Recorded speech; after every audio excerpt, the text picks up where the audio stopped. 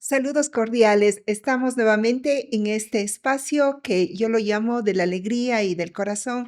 Recuerden seguirme por todas las redes sociales, por YouTube y Spotify, y que estos programas eh, se lanzan cada lunes a las 6 de la tarde. Pues hoy como siempre, todos mis invitados son de privilegio. Tenemos a Omar Macancela, él es estudiante de quinto año de la Facultad de Ciencias Médicas en la carrera de Medicina de la Universidad de Cuenca. Él es cofundador de Jóvenes y Ecosistemas de Latinoamérica, red internacional juvenil que conecta salud, ambiente y acción comunitaria. Pero les voy a comentar por qué él está conmigo. Le conocí en las aulas, les doy prácticas, ¿no? Y con mis estudiantes, y él siempre muy vivaz en ayudar y con alto conocimiento sobre todo, y yo soy pediatra, ya no conozco mucho sobre medicina general, y él entonces siempre diciéndome, Doc, es que esto es así, asado y cocinado. Entonces dije, este es una persona súper inteligente. La otra cualidad, ser amigos y ser leal. Usted es un amigo leal, porque cuando yo le he pedido, por favor, usted me ha dicho, no, dígale a él. Y eso significa reconocer a los demás. Esa es la segunda cualidad. La tercera cualidad es cómo se ubica ideológicamente en el cariño y en el afecto a los pacientes. Y es que eso, Omar, no se dice, eso se mira. Sí, es estudioso, defiende y le encanta además hablar, y creo que hay que tener el atrevimiento para contar lo que uno piensa y lo que uno siente. Así es que para mí, usted es un ejemplo de líder de lo que pueda ser en la formación de médicos. ¿Y por qué elegí a un estudiante de medicina? Porque usted sabe que nosotros trabajamos en la protección de derechos de las personas con discapacidad, de los niños con discapacidad y, por supuesto, de la diversidad. Quiero que me diga por qué eligió la carrera de medicina. Bueno, antes que nada, buenas tardes a todos los que nos están viendo. Me presento, mi nombre es Omar y será un gusto acompañarle a usted hoy, doctora. Primero, medicina. Realmente no existe nada que uno planee al 100%, ni nada que uno simplemente no espere. En un principio yo no veía la medicina como parte de mi futuro. Yo contemplaba me veía a mí mismo en el futuro como un cineasta, un director, incluso escribiendo guiones. Pero fueron las coincidencias de la vida las que me llevaron a elegir esta carrera. Realmente al momento de graduarme del colegio fue un momento muy difícil para mí, porque no sabía a qué dedicarme. Había gente que me recomendaba ir a las áreas científicas exactas, matemáticas, ingeniería, porque era lo que hacía bien. Pero al Porque fin, siempre fue buen estudiante. era buen estudiante. Pero al final, ser bueno en algo no significa que a uno le guste. Pero entonces encontré una manera diferente de ver las cosas. Quería ayudar, apoyar e incluso acompañar. Pero lamentablemente el enfoque del médico muchas veces tiene esta perspectiva más curativa. Yo quería ayudar de una manera un poco diferente. Y es por ello que mi filosofía siempre es tener la empatía como mi brújula ética. Y siento que como médico, logrando esto, podré cumplir con uno de mis sueños. Qué lindo. ¿Cómo este acercamiento a las personas, esta ayuda, se ha modificado a lo largo del primero, segundo, tercero, cuarto y quinto año de medicina? ¿Cómo es que usted conserva ese espíritu de apoyar a los demás? Bueno, en realidad, si yo me viera a mí mismo hace 5 años, realmente no me reconociera. Somos personas de constante cambio y Ya. al final del día, cuando uno tiene una línea que seguir, la sigue, pero no siempre va en línea recta o es paralelo a esta. Uno puede tomar desviaciones siempre teniendo los ojos en el objetivo. En mi caso, en los primeros años, casi siempre todo se basó en la ciencia, en decir, con ciencia suficiente podré ayudar a las personas. Ujú. Pero ahora mi manera de ver las cosas es un poco más de la humanidad, porque la universidad enseña ciencia, eso hay que aceptarlo. Pero después de tercer año uno ve a los pacientes y los pacientes nos enseñan a ser humanos. Realmente cambia la perspectiva, cambia uno con el pasar del tiempo. Hay una frase de este filósofo griego, no recuerdo bien su nombre, pero decía que uno no se baña en el mismo río dos veces, porque el agua ha cambiado y la persona ha cambiado. Mm. Somos personas de constante cambio, pero al final del día, lo que no cambia es hacia donde vemos que siempre tiene que ser hacia adelante, con un objetivo claro, con una meta. Mm, ¿Y cuáles son esas cosas positivas que ha cambiado, que las ha adquirido a lo largo de este quehacer en la medicina? Son varias, pero Por ejemplo, realmente quiero entonces, destacar una que no lo he aprendido de un profesor, no la he aprendido de un tutor, de un director o de una autoridad. La he aprendido con mis compañeros. Y es que al final del día nada es personal. Las cosas pasan y es uno quien decide si es que esto lo lastima a uno, si es que esto lo motiva a uno. Y al final del día los comentarios tienen el peso que nosotros les asignamos. Y esa es una de las cosas que he tenido que aprender, ya sea para bien o para mal, en buenas o en malas circunstancias, pero que me han servido de una manera grata.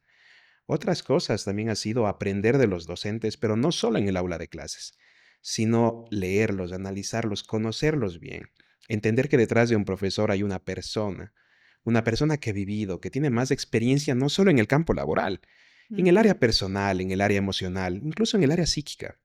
Al final de cuentas, uno puede mimetizar o igualar las actitudes de una persona, sean buenas o malas, pero está dentro de uno saber cuáles escoger. qué lindo. Es decir, que y también eso implica una gran preparación emocional y autocontrol, porque digamos que ustedes conviven casi en todo el tiempo entre compañeros y usted me acaba de decir que cualquier cosita que pueda pasar, alguna fricción, no pensar que es personal, sino es del diario vivir y al final del día reconciliarse. Digamos que en espíritu, no necesariamente, o sea, quedarse con el alma tranquila para poder continuar al día siguiente y también aprender de los docentes, no solamente en la ciencia, sino todas aquellas cosas que nos puedan dar, ¿no? ¿Qué es lo que en su carrera médica, ya en las prácticas, qué es lo que más le ha dolido y que usted siente que puede aportar?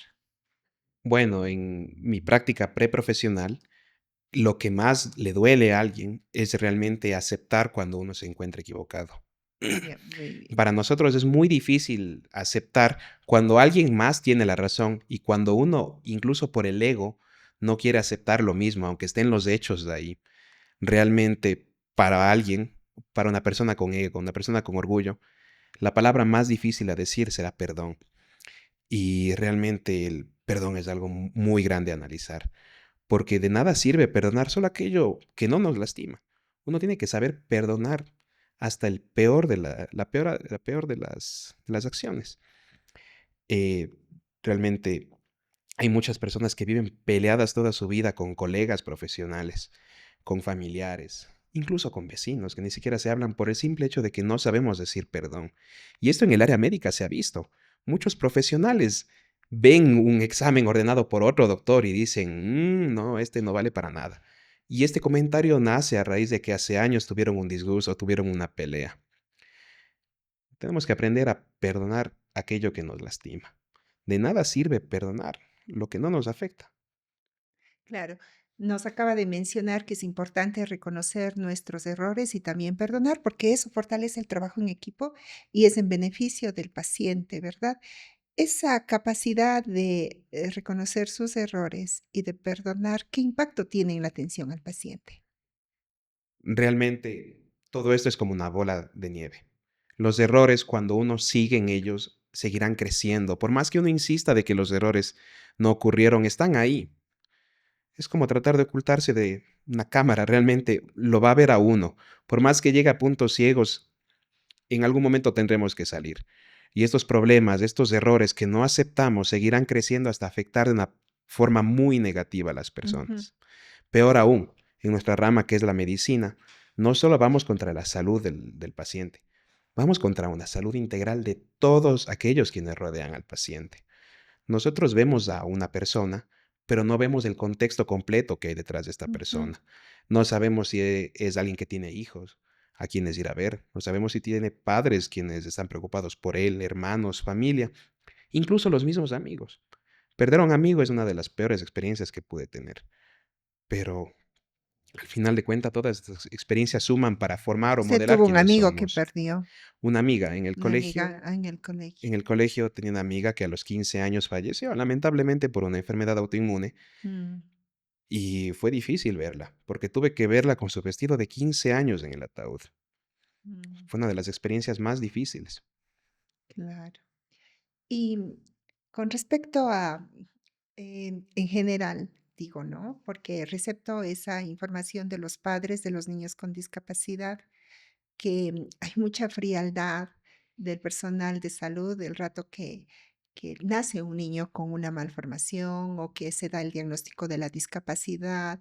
Hay poca información sobre qué es lo que hay que hacer.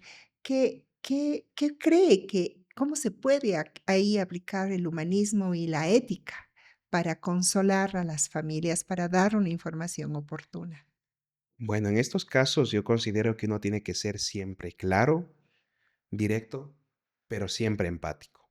Realmente la empatía tiene que ser la brújula de los médicos, además de la ética. Saber cómo comunicar las noticias, por más difícil que sean. Y además de ello, al comunicar una noticia, también el médico tiene que acompañar. Jamás se debe dejar solo al paciente en el proceso de enfermedad o en un proceso de duelo, peor aún en un proceso en el que el paciente se va a sentir atado a una responsabilidad que va a durar durante muchos años. Es que al final el médico ético no solo va a curar, debe proteger. Y en este caso, en el abordaje de las personas con discapacidades debemos proteger derechos. Ujú, El médico tiene que ser un líder que denuncie exclusión, que abra puertas y crea oportunidades para este campo. Y finalmente, o más adelante, luchar por leyes significativas para proteger a las personas que lo necesitan. Y en este caso, no solo al colectivo de las personas con discapacidad, a todos aquellos que lo ujú. necesiten, porque al final todos conformamos el mismo entorno. Exacto. Em, Otra de las cosas que yo he notado en usted, tal vez usted no notaba que yo lo notaba, es que algo que insisto en la formación médica y ya que no siempre es propiciado por el conocimiento médico, es que todas las personas deben conocer, leer de todo, ¿no? Educarse en macro, en microeconomía, en cultura, en religión.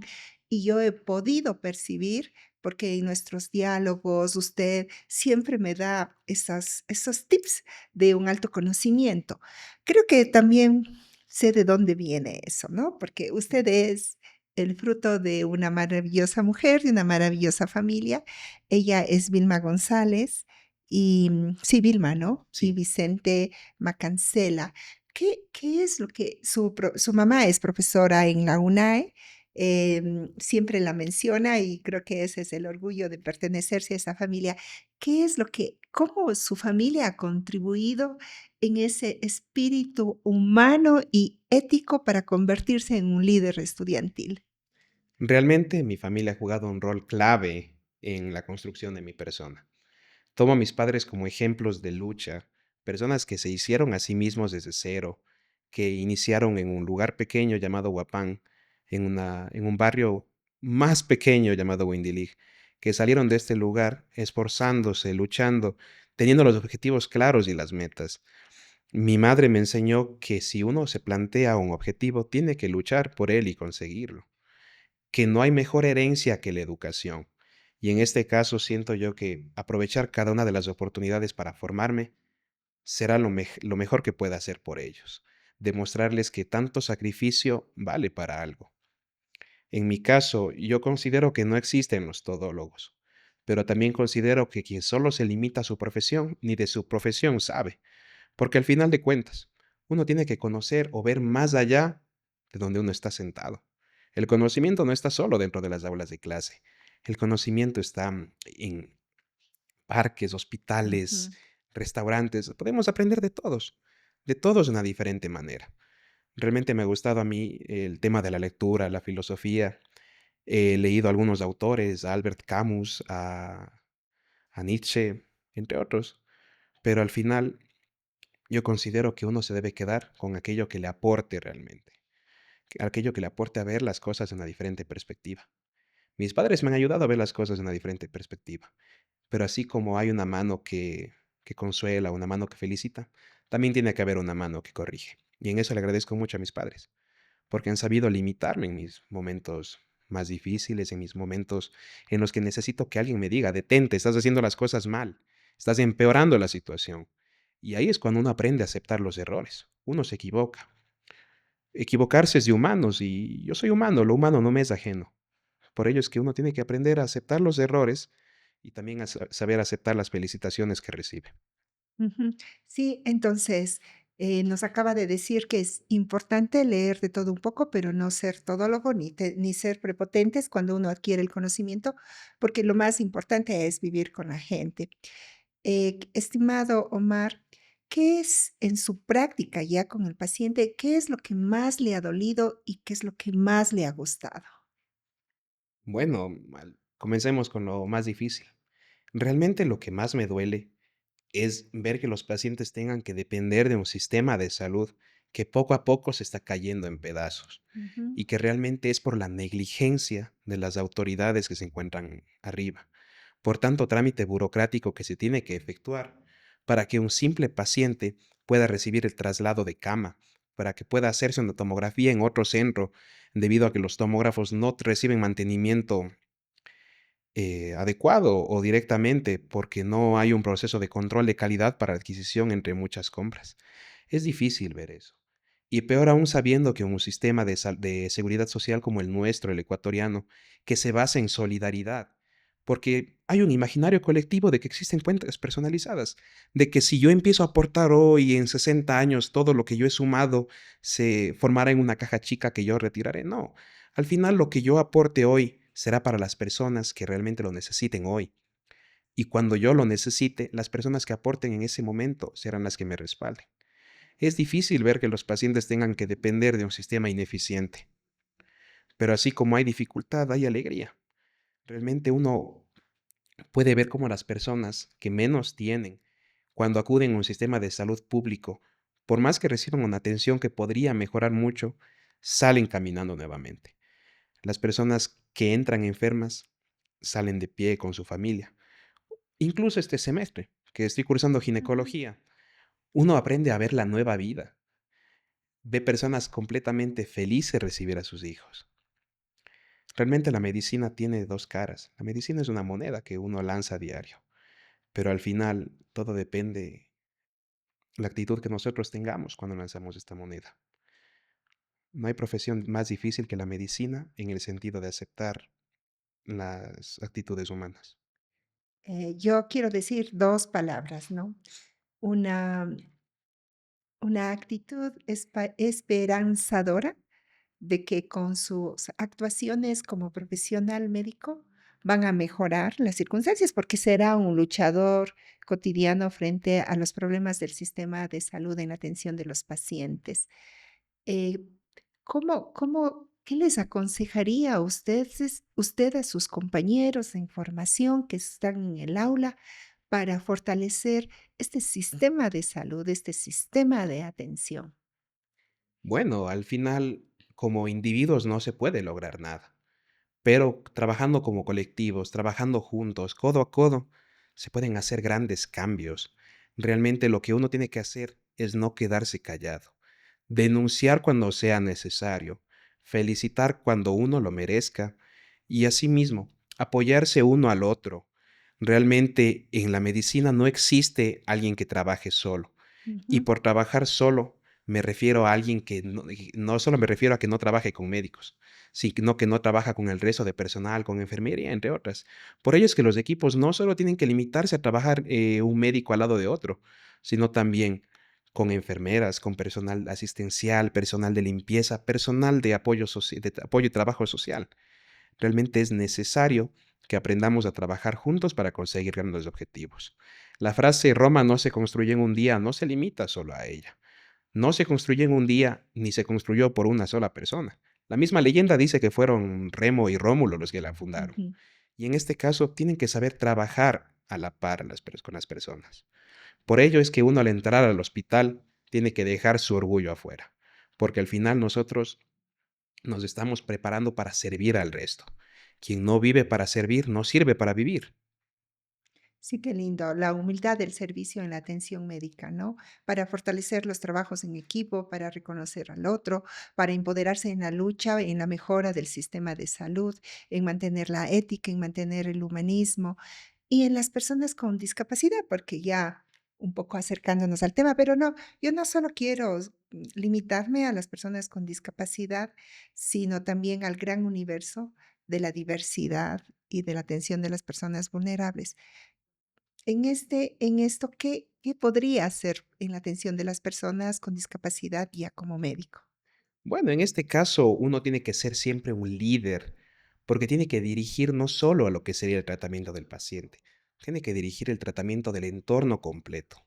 Al final el liderazgo se cultiva con ciencia, pero florecerá únicamente con humanidad. Tenemos que ponernos en los zapatos de las otras personas. Ujú. Liderar tratamientos o casos sirve de poco. Lo que uno tiene que liderar es una causa completa, buscar el bienestar de esta persona, buscar el bienestar de su entorno, de su familia, de quienes lo rodean, y siempre adaptar lo que uno recete, lo que uno prescriba. Muchos creen que la prescripción es únicamente limitarse a escribir fármacos, limitarse a escribir drogas o medicamentos, pero no. La prescripción inicia desde decirle a los padres cómo debería empezar a alimentar a su hijo, cómo Ujú. debería empezarlo a vestir apropiadamente para la situación, para que pueda realizar los cambios de ropa lo más rápido posible, para que entienda que existen materiales que pueden irritar su piel. Realmente uno tiene que liderar causas para conseguir grandes objetivos. Muy bien. Querido Omar, desde ahora ya, empezando a cerrar este espacio que es muy importante, em, quiero, porque estos podcasts tienen también la intención de ir generando redes que nos permitan tener contactos, que la gente pueda conocer que hay gente valiosa, que hay gente importante, que hay instituciones que trabajamos para no tener desesperanza, para recuperar la fe en la institución pública, porque tenemos que recuperar la institución pública. Querido Omar, le tengo como compañero para siempre en la atención de los pacientes. A lo mejor no nos veamos o a lo mejor no compartamos, pero estoy segura que en cualquier momento donde usted va a estar, va a atender muy bien a las personas, ¿verdad? Y me gustaría que cierre con un consejo a la audiencia. ¿Qué es lo que usted le daría de lo mejor a la audiencia que esté esperando de un joven profesional que va a dar todo por atender bien, con buena calidad y con ética a las personas? Bueno, de un joven para otro joven, les aconsejo, siempre sean rebeldes, tengan espíritus libres, luchen por las causas siempre y cuando sean colectivas. No luchen por el bienestar individual, luchen por el bienestar de todos.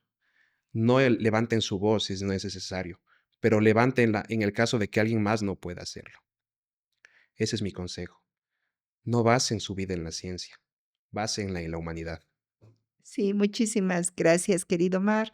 Ha estado con nosotros Omar Macancela. Nos faltó un montón de tiempo para ir destacando todas las actividades que él realiza como cofundador de Jóvenes y Ecosistema en Latinoamérica. Estoy segura que en cualquier espacio donde esté Omar, usted va a hacer una contribución y que se convierta en ese espíritu que innova con sencillez y que mejora la calidad de las personas. Gracias. Gracias.